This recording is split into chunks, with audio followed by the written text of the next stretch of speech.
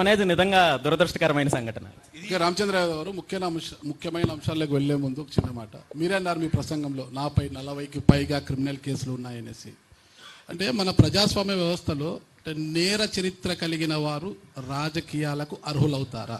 మీపై 40కి పైగా క్రిమినల్ కేసులు అంటున్నారు. అందులో క్రిమినల్ కేసులు ఉన్నాయి, అట్రాసిటీ, నాకు తెలిసి అట్రాసిటీ ఉన్నాయి, ఉద్యోగస్తులను అధికారులను బెదిరించిన కేసులు ఉన్నాయి అంటున్నారు. నేను వినపడ్డాను కూడా.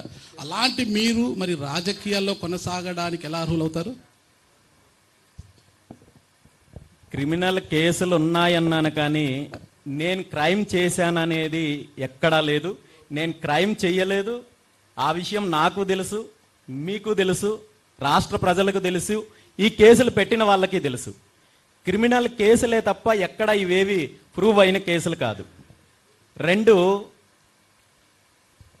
నిజంగా క్రిమినల్ కేసులు ఉన్నంత మాత్రాన రాజకీయాలకు అర్హత లేదు లేదా ప్రజాసేవకు అర్హత లేదనుకుంటే ఈ దేశంలో సగం మందికి పైగా రాజకీయాల నుండి విరమించుకోవాల్సి వస్తుంది.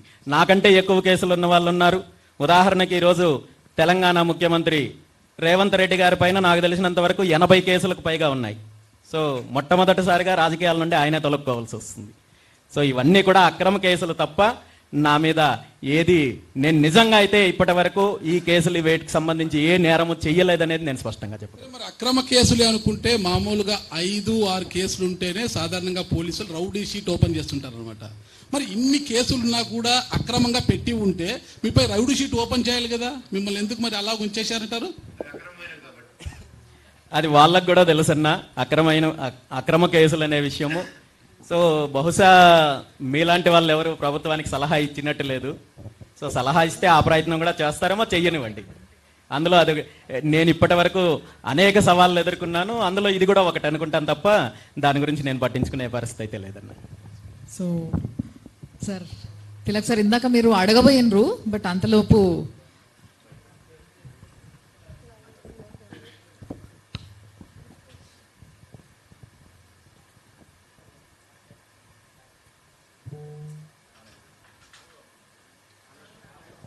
కొంచెం ఎవరైనా హెల్ప్ చేయరా వెనకాల మైక్? సార్, నేను అంటే ఈ సమావేశం, ఈ చర్చ కూడా కొంత సీరియస్గా జరగడం మంచిదని నాకు అనిపిస్తున్నది. ఎందుకంటే మీరు ఒక సీరియస్ పర్పస్తోని ఈ ఆర్గనైజేషన్ మొదలుపెట్టారు. అట్లాగే మీరు చెప్తున్న దాన్ని బట్టి చాలా ముఖ్యమైన కార్యక్రమాలు, సమాజానికి ఉపయోగపడేవి, అట్లా ప్రత్యామ్నాయం ఏమిటని ఆలోచనలతో కొన్ని చేస్తున్నట్టు నాకు ఇంప్రెషన్ వచ్చింది మీరు మాట్లాడిన దాన్ని బట్టి.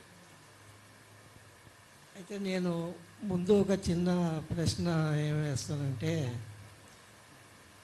ఇంత ముఖ్యమైన లక్ష్యాలు ఉన్నప్పుడు ఏ పార్టీకైనా ఒక మేనిఫెస్టో అనేది అవసరం.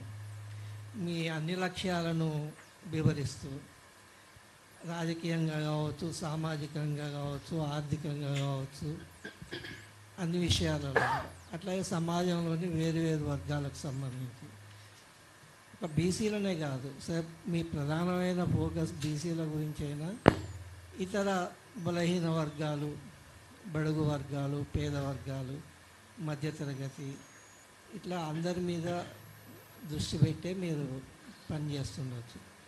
అటువంటిప్పుడు ఏ పార్టీకైనా ఒక మేనిఫెస్టో అనేది అవసరం, ఇవన్నీ వివరిస్తూ. అట్లా మీకు ఏమైనా మేనిఫెస్టో ఉందా అనేది నాకు ఐడియా లేదు, కాబట్టి ఉందా అనేది తెలుసుకోవాలని నాకున్నది. అది ఒకటి. రెండోది, ఇప్పుడు బీసీలను, బడుగులను ఏకం చేయాలి అనే ఆలోచనలు, చర్చలు దేశం అంతటా ఎన్నో దశాబ్దాల నుంచి ఉన్నాయి, ఇప్పుడు కొత్తగా వచ్చినాయి కాదు. సరే, కొన్ని చోట్ల ముఖ్యంగా నార్త్ ఇండియాలో సక్సెస్ఫుల్ అయినాయి. ఇక్కడ అంటే కనీసం ఇదివరకు ఉమ్మడి ఆంధ్రప్రదేశ్లో కానీ, ఇప్పుడు తెలంగాణ, ఆంధ్ర వేరు రాష్ట్రాలలో కానీ ఇట్లా మాట్లాడుతున్న సంస్థలు అయితే చాలానే ఉన్నాయి, ఉద్యమాలు ఉన్నాయి.